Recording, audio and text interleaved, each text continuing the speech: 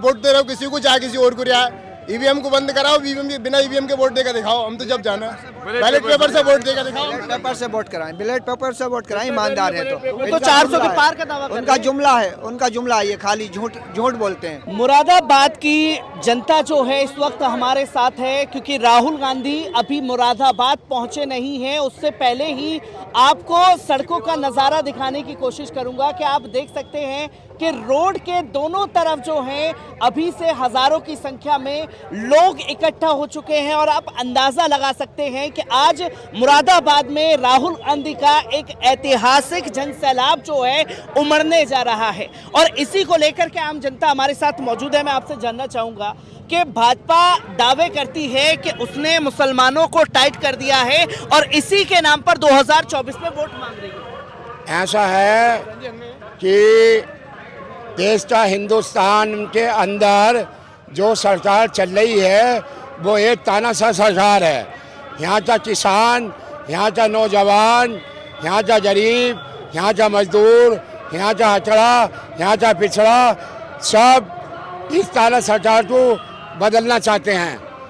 क्योंकि जो भी जुल्म होता है वो खाली मुसलमानों के ऊपर होता है। कभी उनके मज़ार तोड़वाए जाते हैं, कभी उनकी मस्जिद तोड़वाई जाती है, कभी उनके मदरसे तोड़वाए जाते हैं। ये न्यायपालिका और लोकतंत्र की हत्या है। हमारा इस चैनल के माध्यम से यही कहना है कि जो मोदी जी ने नारा दिया था सबका साथ सबका विकास, वो नारा पूरा नहीं हुआ। उन्होंने सबका विश्वास अपने मन में हासिल नहीं किया है और मुसलमानों को ऐसी ठेस पहुंचा रही है जिसके वजह से हमारा इस्लाम खतरे में है। हमें आपसे और आपके माध्यम से यही कहना है कि हिंदुस्तान हमारा है, हम हिंदुस्तानी हैं। हिंदुस्तान के अंदर हमारे पुरजों ने अपना खून बहाया है और हिंदुस्तान की आज़ादी में हमारा पूरा योगदान दिया है। हम आपके माध्यम से यही चाहते हैं कि देश के अंदर अमन और शांति कायम रहे और इस जालिम सरकार को बदलकर कोई दूसरी सरकार लाई जाए। सरकार को बदलने की बातें कही जा रही हैं, जैसे कि इन्होंने बताया कि सबका साथ सबका विकास 2014 में नारा था। 2019 में चुनाव जीते तो सबका विश्वास जीतने की बात कही और ये कहा कि मुसलमानों का भी विश्वास जीतने का काम जो है आम जनता को करना है और तमाम नेताओं को ये एडवाइजरी जारी की। मुसलमानों का विश्वास जीत पाएंगे? नहीं, सबका साथ सबका विकास तो हो ही नहीं रहा है। देखिए, एक वर्ग को सामने से हिंदू और मुसलमान को लड़ाकर राजनीति की जा रही है। हिंदू मुसलमान की राजनीति करके ये सरकार बनाना चाहते हैं, लेकिन सब समझ चुके हैं, हिंदू भाई भी समझ चुके हैं और मुसलमान भी समझ चुके हैं। जनता जाग चुकी है हिंदुस्तान की। गठबंधन को वोट करेगी जनता, एक तरफा वोट करेगी। गठबंधन को बात कर रहे हैं, गठबंधन के तो तमाम नेता छिटकते जा रहे हैं। भाजपा बोल रही है राहुल जहाँ जहाँ जा रहे हैं वहाँ गठबंधन कमजोर हो रहा है। तो देखिए, जहाँ जहाँ राहुल जा रहे हैं वहाँ मजबूत है।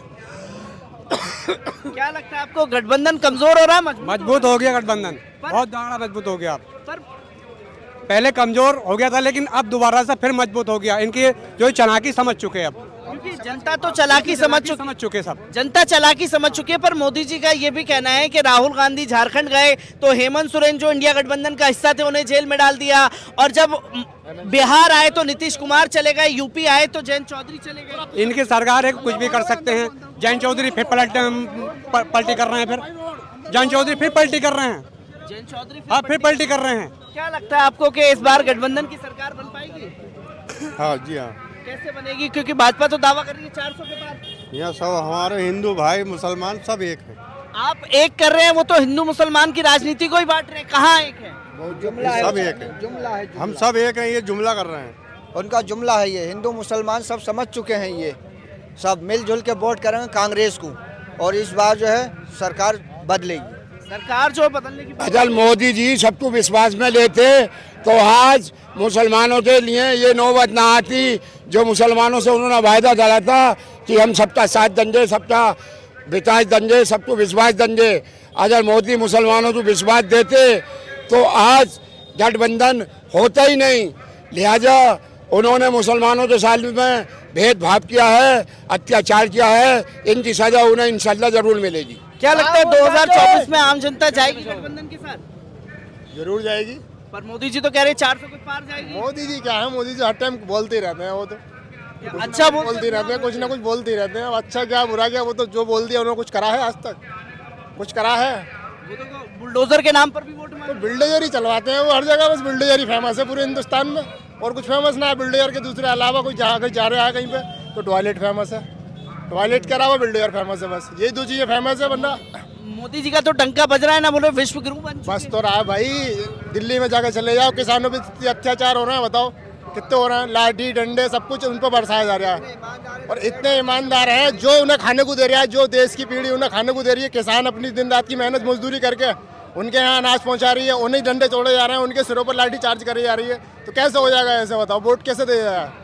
और जनता, आम जनता हमें ही वोट करने वाली है, 400 के पार का दावा भी तो तो कर रही है। जनता तो करेगी, जनता तो हो ही रही है थोड़ी बहुत। वे लोग उससे तो भूल चढ़ के वोट दे रहे हो, किसी को चाहे किसी और को रहा है। ईवीएम को बंद कराओ, बिना ईवीएम के वोट देकर दिखाओ, हम तो जब जाना है बैलेट पेपर से वोट देकर दिखाओ। पेपर से वोट कराएं, बैलेट पेपर से वोट कराएं, ईमानदार है तो 400 के पार का दावा कर उनका रहे हैं। जुमला है, उनका जुमला है, ये खाली झूठ झूठ बोलते हैं, खाली झूठ बोलते खाली झूठ बोलते हैं। कोई विश्वास जीत पाए कोई- आपका?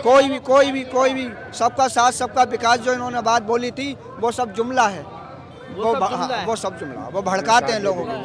मैं ये जानना चाहूंगा, जुमलेबाजी है, जुमलेबाजी है ये। और बिल्डोजर वाली जो एजेंसियां बंद नहीं होंगी, वो जिम्लो कर करके इन्होंने पूरा हिंदुस्तान परिवर्तन आएगा, दोबारा फिर बिल्डोजर चलाएंगे।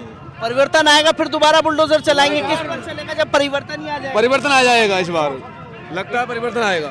लगता है परिवर्तन आएगा। तमाम लोग जो हैं हमारे साथ मौजूद हैं, उनसे भी मैं जानने की कोशिश करूंगा। देखेंगे कि आप एक बार रोड के हर तरफ जो है ये नज़ारा देख सकते हैं कि किस तरीके से राहुल गांधी जो हैं वो यहाँ पहुँच रहे हैं, और तमाम लोग जो हैं उनसे जानने की कोशिश करेंगे कि कितना विश्वास जीत पाए हैं मोदी जी आपका।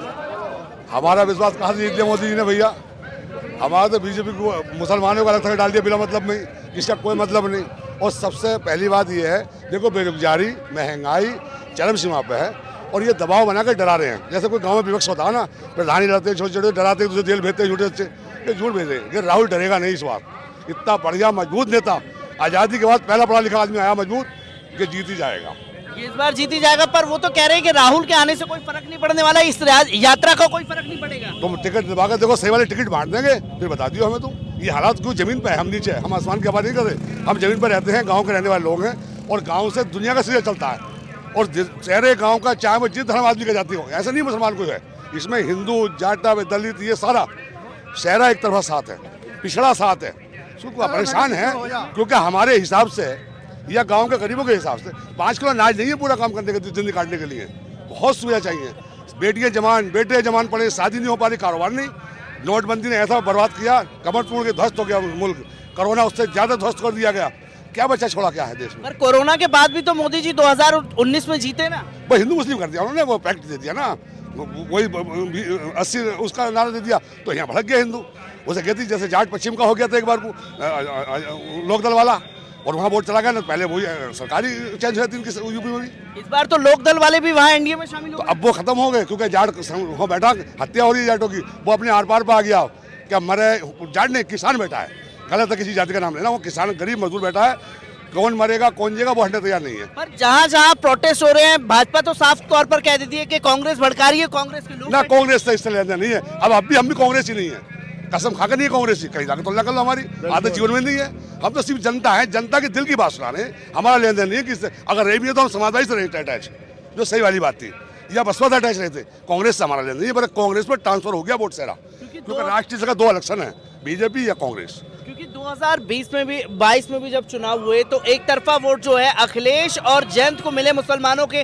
पर ये जो सीधे सीधे तौर पर जब जयंत चौधरी जैसे नेता एनडीए में शामिल हो जाएंगे, मुसलमान अपने आप को कितना ठगा हुआ महसूस? ना वो तो बहुत गलत हो गया, वो तो जास्ती मान ली, वो गलत किया गया है। जयंत चौधरी नहीं करना चाहिए। जयंत चौधरी तो किसानों के नेता थे, दादा परदादा से चौधरी सिंह के जमाने से उनकी इज्जत करते थे किसान। हर धर्म के आदमी थे, हर जाति के आदमी थे वो। इन्होंने एक तरफा गलत काम कर लिया। अगर ऐसा कर लिया तो इनके लिए सीट नहीं, लड़ेंगे कहाँ?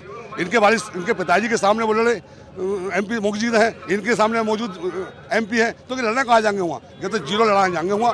ये कोई सीट नहीं मिलनी है, ना कोई सीट मिलनी, ना इनकी हिम्मत कहने की मोदी साहब से और अमित शाह से। दोनों से नहीं कह सकते जैन साहब कि मुझे सीट दे दो, तो कहते मारे गए, ठगे गए, बच्चा धोखा खा गया। इसे वापस आ जाना चाहिए फौरन अपनी जनाजा बचाने के लिए। शिनाख्त बचाने के लिए जयंत को वापस आ जाना चाहिए। आप देख सकते हैं कि रोड के दोनों तरफ जो है ये नज़ारे लगातार देखने को मिल रहे हैं। हर तरफ जो है लोग इस वक्त हमारे साथ मौजूद हैं। रोड के दोनों तरफ के नज़ारे मैं आपको दिखा रहा हूं, क्योंकि ये तस्वीरें जो हैं आज मेन स्ट्रीम मीडिया से गायब है।